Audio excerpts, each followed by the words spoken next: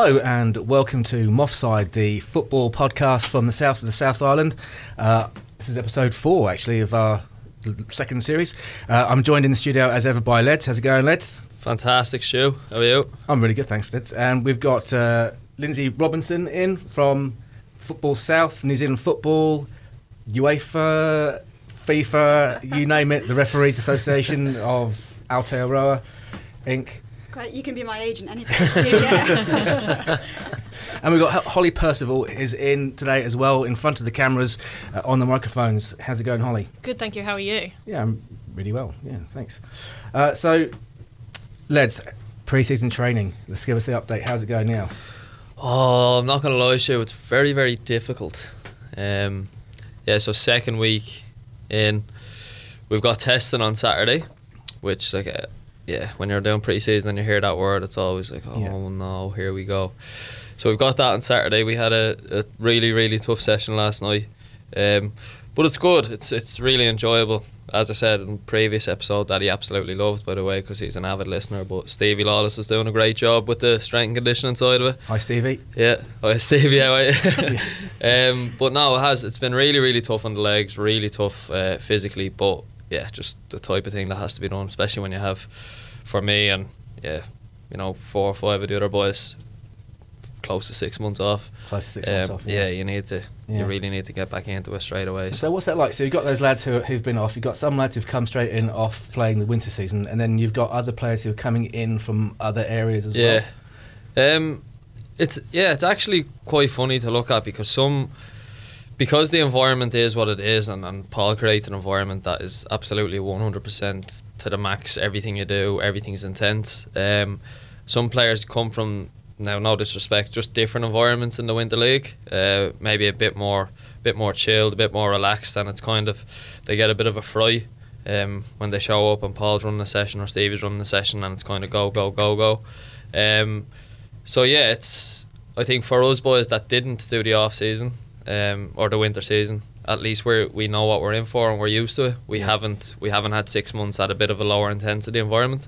We've just kind of done nothing, so we're expecting it to absolutely lift off straight away. You're coming back in at the intensity you left off. Yeah, exactly. Time, So that's all we know. Yeah. And then again for different boys, the likes of Garv, who spoke very highly about Kashmir Tech and Christchurch. He said the intensity was very high and the training level was very good. So unfortunately now he's injured at the moment, but hopefully he'll be back in the next week. He's still injured at the moment, but able to ping those crosses in from we've got a surprise. We've got a surprise today. That's why I'm a bit out of breath, by the way. Sorry. It's actually and also we can report that it was absolutely freezing out there today. So you better appreciate it out there. But that's more about that coming up later on in the show. So our first guest today is Lindsay. How are you doing, Lindsay? Not too bad. Early morning start, but always good. Yeah. Thanks for the coffee. I appreciate it. Yep. Of course, it's 8:30 in the evening for the viewers, but in reality, we're sitting here in the morning. It's actually 10:15, and Lindsay has managed to get up for 6 o'clock to come down here from, where do you live, Lindsay? In Wanaka. So live there, and I've come through for work and to Dunedin, so just a bit of a 3.5 hour drive through. So a bit of a snowy morning this morning as well, so I can definitely vouch for how cold it was. So I fully appreciate how much you've been out there, especially during those shorts as well. I'm glad I wasn't there. You're being called out on radio. I've got great legs for radio. So that's a hell of a commute though, isn't it?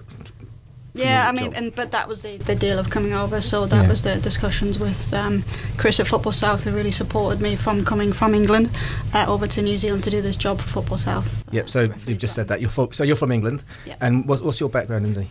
So I refereed at Moffside was in England for Northumberland County, which is where I'm from. So I've got to put that in, otherwise my mum will not be happy. So north east of England, for those who are not sure, yes, it's Newcastle. I've got the little twang and still not a Kiwi. Little twang? Little twang of Newcastle. Yeah, so, refereed for about 11 years. Played before that. Didn't quite like referees when I played, I must admit.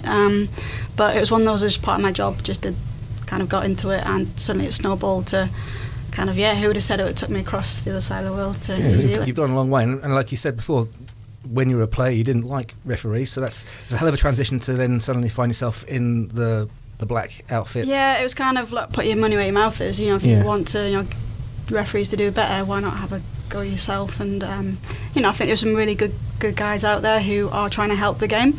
It's all about player safety. That's the more forefront of any referee that's out there. And then obviously we want to enjoy it too.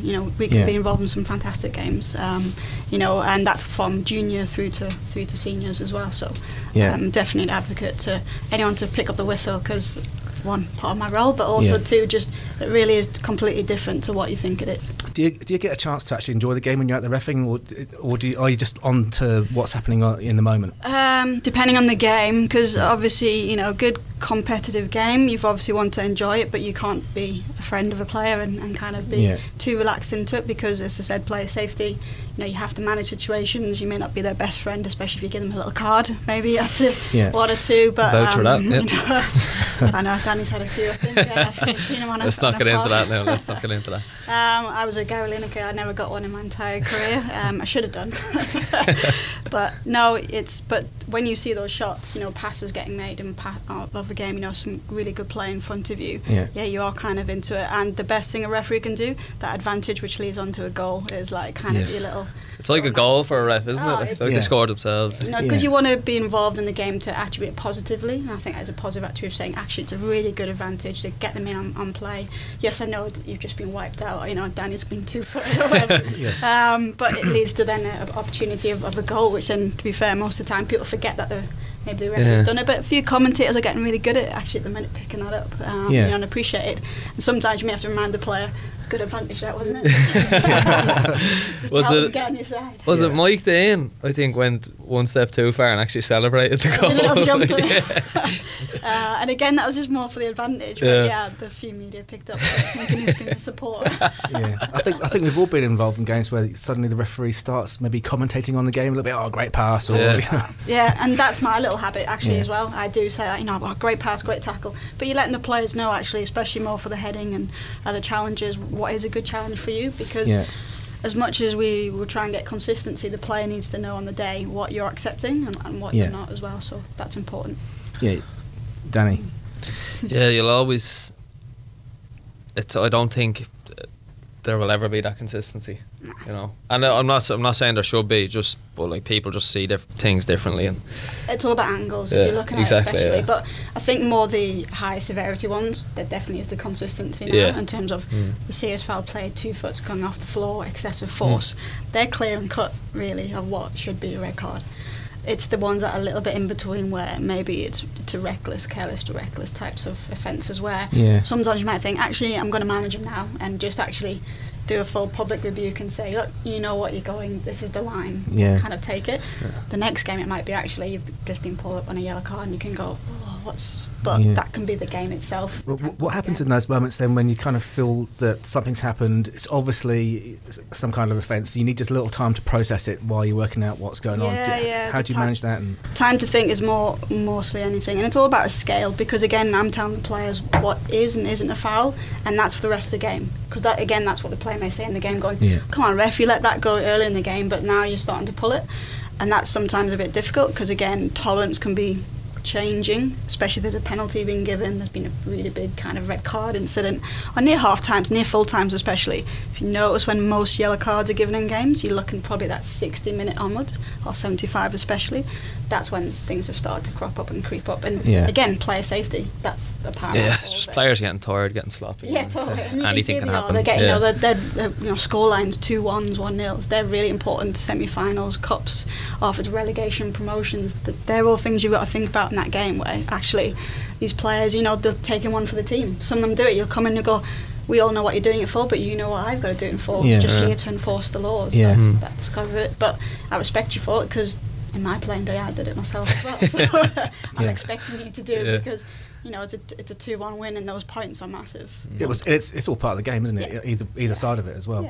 And the good thing about refs, I think, is we talked about this before with VAR. The good thing about them is that they are actually human, and they are fallible, and they are able to make mistakes. I mean, I know refs don't go out there with the intention of making mistakes. I mean, who makes the intention of getting something wrong? I mean, but and I think that's the honesty of it. Sometimes with referees, if a player sends you, look, I'm getting fouled, so honestly, saying I'm not seeing it. I'm not going to say no, you're wrong, because again, it could be about the angles partly into it, and that's why they've got 32 cameras in a Premier League stadium in England just to catch that one bit, and they're still arguing it in the commentary box about it whether it is or not a foul as well. So they're genuinely making the best possible decision at the time, and again, they don't have most of the time. I know VAR is a little bit, we definitely don't have the VAR review, although some may come and go, I've just seen it on the footage, and they'll just go, I'm not bothered. But you don't need to tell us if we've made a mistake. We already know ourselves, and we are probably beating ourselves 100 times more than what you're probably about to maybe give us a bit of a backlash of it, because we don't want to make it. We want to generally have a really good game for the players to enjoy it, and then hopefully no one's talking about us at the end, and it's all about the actual game itself, how the players played, and actually what a great entertainment it was. Do refs, I'm talking about refs in general, then once they've made something that they then realise is a mistake, and obviously you can't go back and correct it, you have to let the game go.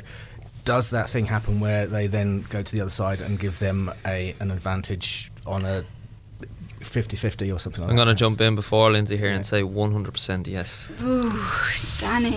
That's a big call. I can see the perceptions. My problem is if you make a mistake, and similar to a player, to get it out of your head. Yeah. So the problem is you're in your head, you're probably thinking, was it or wasn't a penalty, for example, in your head. And you're kind of then going, and your concentration then goes. Yeah. So actually I'm not paying 100%, which I should be now in the game. And that's where sometimes we can be on a game going, like, oh, Lindsay, drop it, because we can see it's affecting in your decisions for the next 5 to 10 minutes in the game. Does it affect you? Officially, it shouldn't. I can't obviously comment about other referees and types of things, because again, I'll then be making another mistake. Yeah. Because if you think about it, if I've already made one mistake, you're then asking me to make a second one, to a third one. How much is that going to really get on nerves for the players? In terms of things as well. But perceptions-wise, people may be thinking, because they've missed it, they're going to go and do it something then. But then the other side of the coin is then once you've made, if you do that, and then you've got 2 wrong errors gone. Everybody else on the sidelines, the coach is going to call out, and then there's going to be a little kind of like, well, she's now inconsistent all the way down the line. She's not getting anything right. So you're kind of doomed if you do, and you're doomed if you don't. Yeah, which was mainly get it right first time. Yeah. Well, fair enough. Yeah. No, and that's. It's a hard one, because psychologically that's what refereeing's all about. They're saying you're making about over 800 decisions in a game, and that could be a non-decision as well as a decision. Now think about it, I can come off a game physically not tired, but actually mentally so drained, I'm just absolutely shattered because of all that decisions that's just been going on, because of what you're going on to it. And it's psychologically, refereeing is probably one of the biggest things. And maybe, I know definitely in the Premier League they have psychologists, sports psychologists on with them, support them, especially if they've maybe had some high profile issues or cases or decisions, because again, we're human, as we've said, and we don't want to make those mistakes. But there's a lot, as you're saying, you've got to be in the moment, on the moment, all the way through for 90 minutes, and the rest of it, because now of course there's you can have yellow cards during half time before the game and after the game, red cards as well in those instances as well. So you always could do. It now can be for the benches too. From the benches too. Head coach. Those quiet ones would be fine. Maybe those louder ones. Not looking at you, Danny, but would be interesting. But to be fair, as soon as you turned up at a game, those cards could have been issued to players and substitutes if they want to work themselves up to a problem, which you don't want that really, do you? You've seen it happen previously though, haven't you, in tunnels and that, when there's a bit of a bust up. You just see a ref just throwing out a red card or on the way into the tunnel is more likely, some substitutes and stuff like that. So, but the manager's one is going to be interesting, I think. But I think visually that helps, because again, you going over to a manager just saying, you need to calm down, settle it. Well, actually, the process now, you're getting a yellow, you've got the warning, and visually everyone can see that too. There's a great clip of it on iFab for it, which shows this bench just going off it, and then the ref just shows the yellow, soon shuts them up. And everyone just needs to visually see that. I think it helps. Is the protocol that you show the card to the highest ranked official, or is it just the one who's actually... If it's not identified, right. So if you know who the coach is, so if it is the physio or the assistant, if no one can be identified and no one is then... The head coach gets it. Head coach, we have to find someone, so they state must be then the head coach. So yeah, we'll see. I mean, Watch out, Paul O'Reilly. Yeah, exactly. Keep your staff in And order, then Paul. you've upset the gaffer. Yeah, don't let James shout on the pitch. Yeah, but again, we want to make sure we get the right Yeah. person for Yeah. that as well. But it could be just, again, that's telling everyone to quieten down. And we want emotion still to stay in the game. We've said that. I don't want it to become so dry that, because this is why we love football itself, and things happen. It's about taking it in, but it's a step process though. So it's not going to be a surprise if suddenly a red card comes out and Paul's been booted up to the thing of things. But having said that, you never know what he's done. Yeah, exactly. But one of those is the process of we can use it as in our toolbox basically now. For us. Yeah. If we need it, doesn't have to be. Yeah.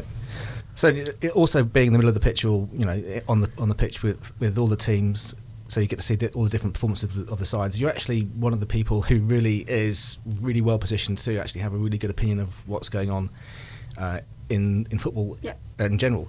For example, this season with the NWL, you have just come back from coaching the cart. Jeff will cut me out. Well, come on, Jeff. Shout out to Jeff. Yeah, we'll of reffing the NWL game from Pride against who do they have? Central, yeah. On Sunday. Sunday just gone at Christchurch. 4-0. 4-0, yeah. I think the scoreline, if you look, I think it was 20 plus shots at goal from Canterbury though, 4 going in. But that ratio's maybe not really the best, but interesting squad. Again, we like to know players and stuff like that as well, especially the captains. So usually Annalie Longo's the captain for Canterbury, but she's now injured. So interesting, there was a new captain. So for me again, was it Whitney Hepburn? No, then number 3. Don't quote me on the name. Oh, yeah. You're gonna have it, but I think it might be Rebecca. Cut Jeff. No, but in terms of last season, that worked really well for me in terms of Annalie. Central had a new girl as well, Kate. And for me, importantly, that's key for me to try and get player management and process of it. I think they did miss Flea on Sunday. There's some new girls, but there's a new one up top now for them, 21, who got Player of the Week actually. Nick she's looking very feisty, and for me, in terms of how she plays, she's very energetic. I call her little terrier types of runaround ones, but who potentially maybe got too enthusiasm. So I've got to keep an eye on her management of skills, how they play out. Obviously, how they're looking at the new systems with the new law changes, which I'm sure we'll touch on in a minute too. Yes, we will. And then also how Central's going to play up to them part of it as well. So it's important for me to know. My coaching background probably does help with that, B licence and stuff of how they want to play, phases, functions, setups, and types of things as well. That really does, and key for where I'm looking at in terms of, do they want to go through the middle all the time, or they like to switch play, are they comfortable going back to the keeper, can they do that or not, etc., or do they do like wing back runs through and stuff. So see stuff like that, Lindsay. So you've just mentioned you have a B licence coach and you've played the game. So you do get referees that have never played before. Do you think, like you said there, this little terrier that's up front for Canterbury Pride, like you probably have the knowledge to say sometimes she might just be too eager and might do something stupid, but like not intentional. Whereas so I think in my head, how can I be proactive against that player? So it might be, as I can see the tempo rising in a game potentially, I'll be then straight onto the captain saying, okay, I can understand such and such player is getting and raising their profile to me. I like to keep players' profiles low, because when they're coming to my attention, that's not a good thing. Apart from the captain, who I should be, will be constantly chatting with, how long's left for after, types of things, parts process. Oh, we've got an injury, we'll deal with it. They're the ones I'm having constant communication with. The rest of them I really shouldn't be. Or apart from great pass, great shot. But they shouldn't be known to me. If they start being kind of into my profile, I do then think, actually, can I speak to the captain to say, we just need to kind of get her on side, because again, I want 11v11 on a field because they're the better games. Sometimes it really dynamically changes when they get sent off. And again, for me as a former player, it's coach, what would I want from the referee to help us in the game? And again, they can say, well, actually, look what the referees try to help us as best as I can, and that's control the controllables, as I always call it. So It's catchy, that, isn't it? Control the controllables. so that's a good saying. I've got Take that away. copyright there. And so you also saw the Southern United women's team's opening game the weekend Against before. Central, Against Central, yeah. So I wasn't doing too much scouting, but obviously keeping an eye on how new squads are starting, how new seasons are going to go, changes, so players are moving around, and that's interesting for us to see as referees because, again, we don't preempt things, but, want to see how systems are going to be playing out, whose side of things. So I think it's been a really good start for the South Island teams on both of them side of things. Kind of probably making it out there saying, look, 2 wins from 2, we're in the stronger position of actually they've got there's some with games in hands, but actually they've got the points on the board, and that's what it's They've got about. exactly 2 on the bounce is fantastic to start off with, and looking for 3 on the bounce this weekend, Holly. That's correct. Yeah, so what's your involvement with the Southern United NWL? So I'm the media officer. Yeah. This season it's the first time Football South and Southern United have officially had a media officer, so I'm in charge of literally everything that you will see online. So the website, social media, just about anything that there is going out, including this video and this podcast with Stu's help, which is massively appreciated. Brought to you by OAR FM or .org NZ. He's getting better at it. He's getting better at it. So don't try it in Maori again. So this weekend we are heading down to Invercargill. Yeah. We are having our home match down there. It is against Northern Lights. We actually have some of the team heading down Saturday morning. We are doing a night and day sponsored festival down at the ILT football turf. Night and Day are one of the new sponsors on board with the team and help support the team. So we will be doing festivals throughout the season across the whole of the Football South region. So it's going to be pretty exciting. And then the game Sunday afternoon at 1 o'clock at Rugby Park. So if you're not busy, head on down. At the moment, if that venue survives referees' scrutiny, I believe might be the case. Oh, is it looking rough? Exclusive. Oh, yeah. I've heard the referee for this weekend is an okay referee though. So, from what I've heard, Where'd you hear that from? I have some sources. Inside Being source, media yeah. officer. Fingers crossed that goes ahead. I hope it goes ahead. Well, the game will go ahead somewhere at some point, I would imagine. But You're just stressing Holly out with that. Yeah, my head's going now. I've just put out the graphic with the venue. But you've got to get used to being in New Zealand. It's fine. Yeah. It's all right. Anything could happen at any stage. Could change at any minute. Yeah. So we're going to go to our competition now. So this week's competition was based around the goal of the season 2 seasons ago that wasn't the goal of the season, incredibly. Yeah, don't get me started, Stu. Yeah, this the goal that if you've been looking at the YouTube clip from the Moffside Facebook page, it was the goal that's an assist from Garv. He's managed to get it onto the top of the right of the box. He's done a little turn. He's seen Leds charging from deep in midfield on a diagonal run, and he's dinked a nice little looping ball. Yeah, quite loop, and I had to do most of the work. Yeah, yeah. It is actually, we can confirm, Holly, correct. It's a very difficult goal to score. It is. We filmed it this morning. We were recreating it this morning, and Les was giving it all the talk. First try. We only need 1 try, and I don't know, 25 later maybe. There's some great bloopers that will get used. There's some great bloopers. Some bad deliveries, I must say. It's the same guy all the time. But it was a great little dink in, and Led's just laced it on his left foot, bottom right corner, past Keegan Smith into the goal for 2-0 against Weenix. So that's the goal that we want. That was the goal of the clip that we're having a look at this week, and there's going to be a recreation of that goal for the Moffside viewers on the Moffside YouTube version of the show, and if you want to win the Southern United zip-up warm-up top signed by Garbhan, you have to answer this question, which is all on Facebook. It was, who was the number 20 who came into the shot to celebrate with Leds and Garv?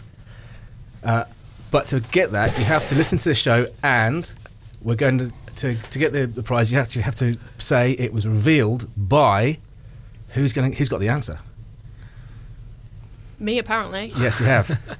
Alex Risdale. Correct. It's Alex Ridsdale. Good pronunciation. I was very worried about that. I'm very worried Who was the about number that. 20 out there? So basically, if you go on that competition, DM us with Alex Ridsdale and Holly revealed it on the show, and then you will be getting that prize, which I think is a bloody good prize. And we've got more of those kind of stuff because I'm going through my old gear that I've You can always wash Garbhan's signature off, can't you? Yeah. yeah, and you can always do that. Yeah, it's permanent marker, but if you use a bit of alcohol, it'll come off. Right. Vanishing networks. Isn't it? Yeah. So fantastic. So we've got a little bit of time left on the show.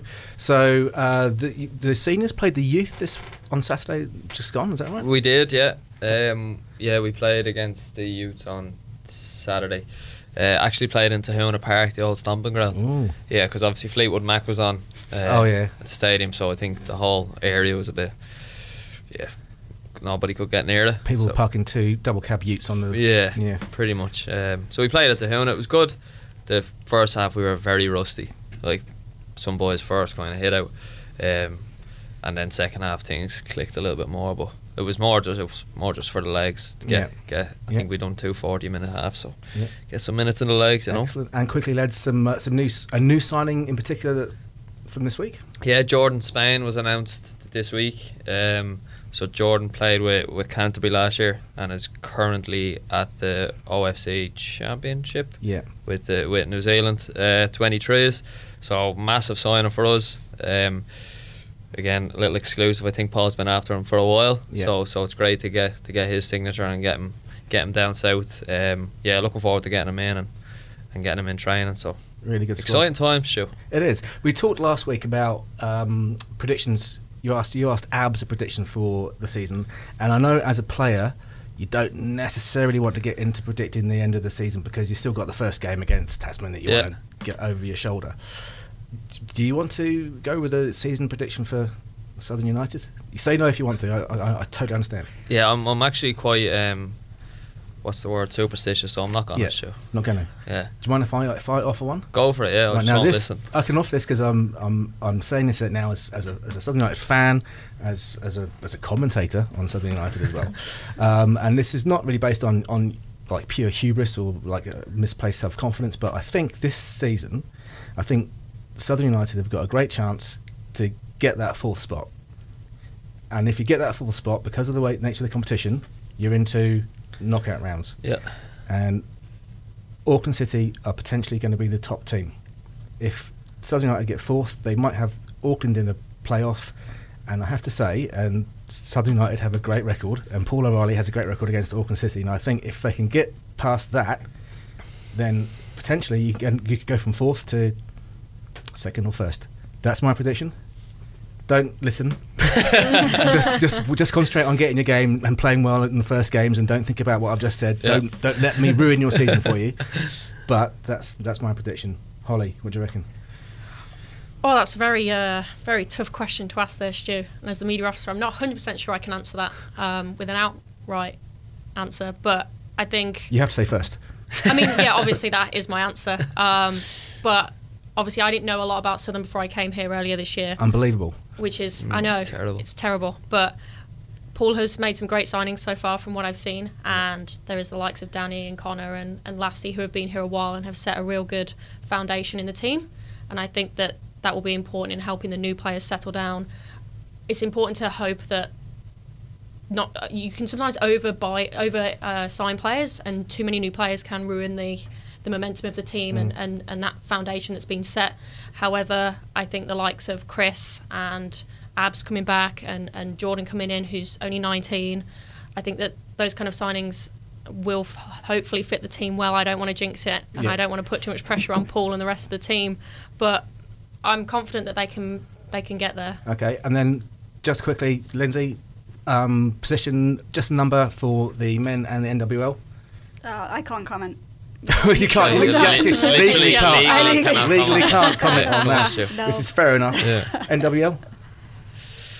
I mean, it's tough because there's only a final this season. Yeah. We're 2 wins in 2. I think this game against Northern this weekend will be a real test to see what the women can pull off this season. I'm hoping top 4 again, but again, I don't want to put too much pressure on the team. So. Okay, top 2. Top two. Top two. It's a good call. Excellent. Well, you've been listening to Moffside.